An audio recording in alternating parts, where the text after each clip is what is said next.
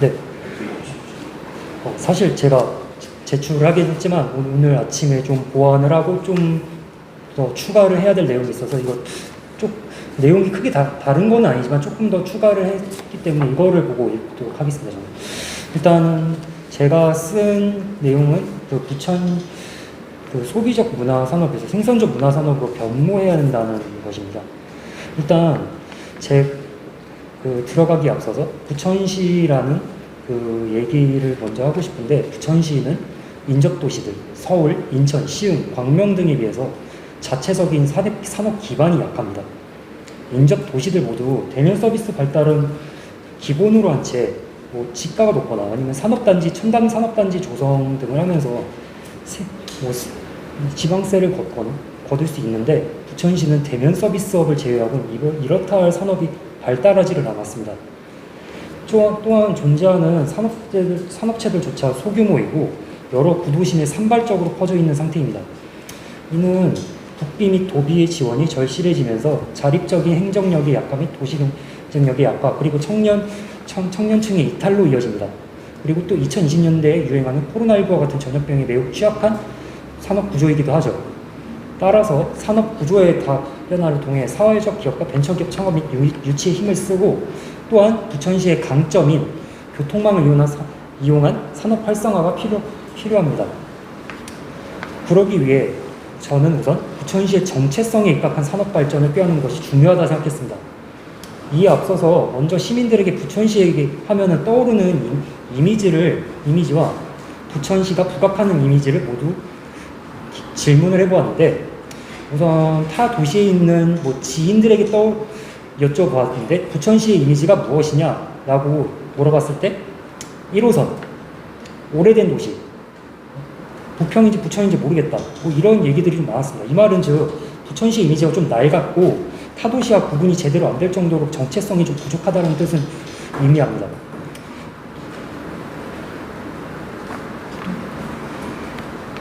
따라서 우선적으로 부천시가 적극적으로 추진하는 슬로건이 문화산업에 좀 고도로 투자해야 할 것으로 사료됩니다. 부천시는 기존에는 영화와 만화 페스티벌 개최에 많은 자금을 투입을 했는데, 이것은 기존에 부천시가 문화산업에 투자를 한다기보다는 소비를 한다는 것에 의미하기 때문에 부천시 재정과 부천시 청년 일자리 창출에는 크게 도움이 되지 않았던 정책입니다. 물론 페스티벌 정책 자체가 나쁜 건 아닌데, 결국 문화산업 기업을 유치 및 육성을 하면서 부천시 재정과 일자리 문제 해결, 그리고 부천시의 대내 이미지 개선 모두 꾀하는 것이 옳다고 생각하는 바입니다. 자, 우선 만화산업은 현재도 많이 거대화됐지만 미래에도 전망이 밝습니다.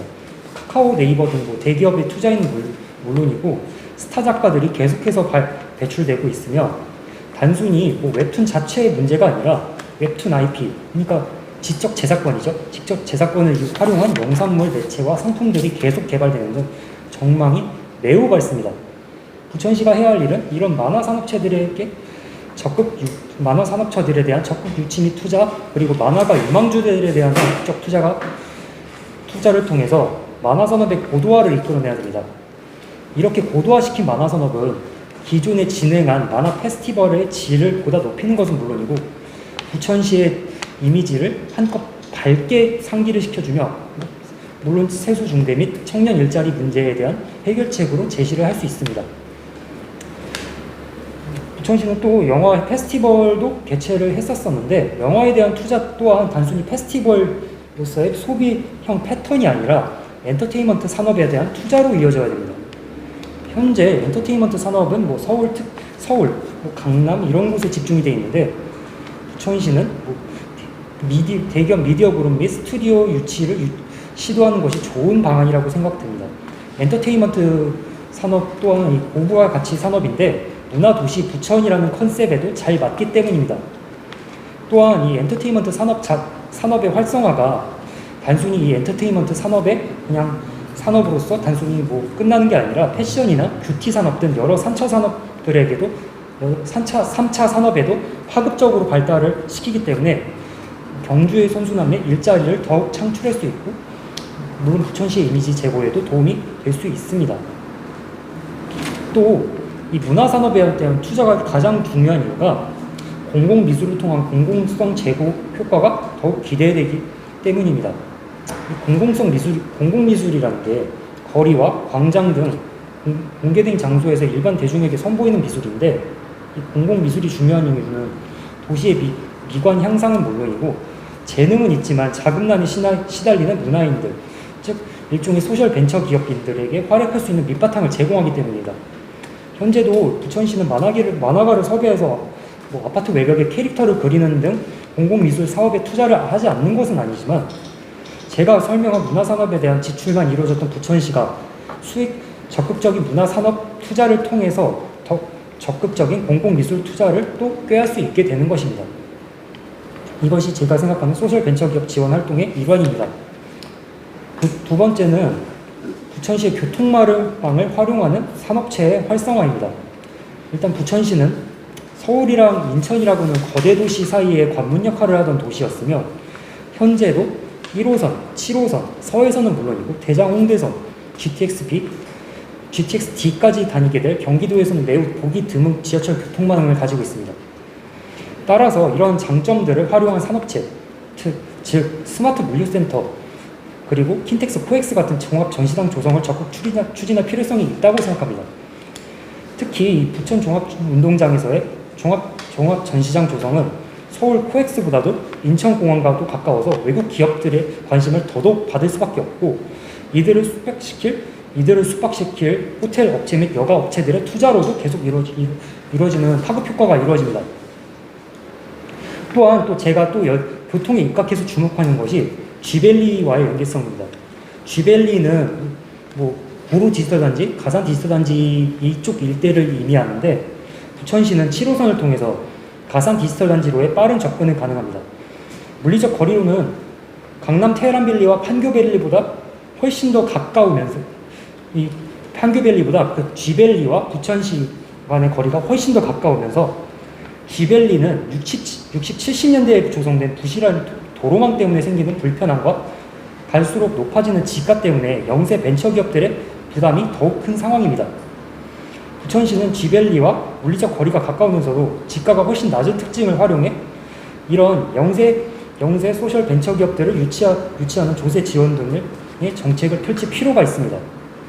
IT 벤처기업은 4차 산업시대에도 여전히 미래 먹거리 산업이기에 이들을 포섭해야 할 이유는 충분합니다.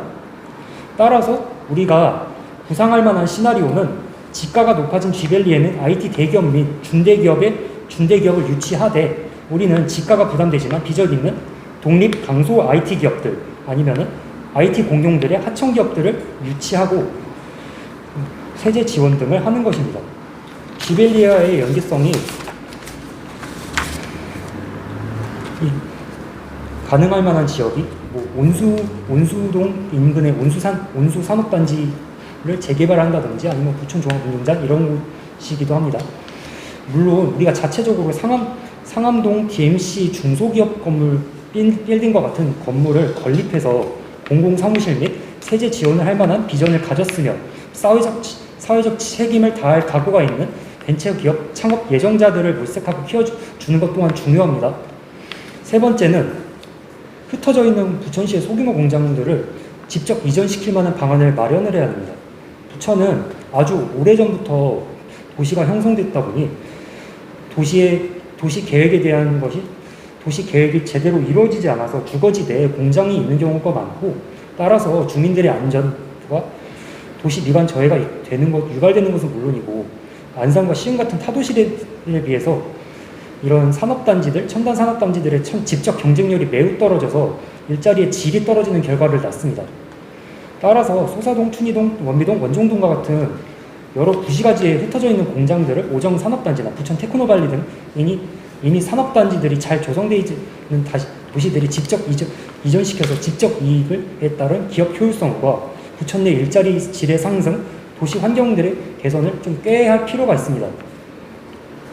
여기까지가 제가 제안하고자 하는 정체성에 입각한 정책 제안입니다. 물론 부천시의 낮은 녹지율과 높은 인구 밀도 감안하면 쉬운 결정은 아닙니다. 상기한 정책들 모두 대형 정책이기 때문입니다. 그러나 쉬운 결정이 아니란 태도가 몇십 년째 부천시를 그저 배드타운으로만 남게 만들었으며, 이마저도 도시 환경이 점점 낡아져서 계속해서 인구 유출이 일어나게 만들고 있습니다. 이제 부천시는 미래 먹거리를 위한 초대형 결정을 하루빨리 내려야만 합니다. 여기까지가 제 발표, 제 얘기입니다. 예, 그렇습니다.